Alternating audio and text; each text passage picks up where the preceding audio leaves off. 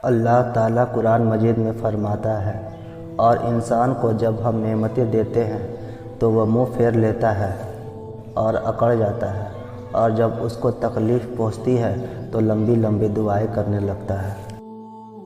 اللہ تعالیٰ نے کائنات محبت میں بنائی، محبت کے لیے بنائی، اور کائنات کی ہر چیز محبت کے قابل ہے۔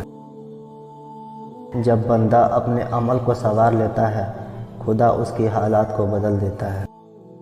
صبر دے کر نہیں بھیجا جاتا، آہستہ آہستہ ہر آزمائش سے عطا کیا جاتا ہے، ورنہ انسان تو اپنی پہلی ہی تکلیف کو اپنی آخری حد مان لیتا۔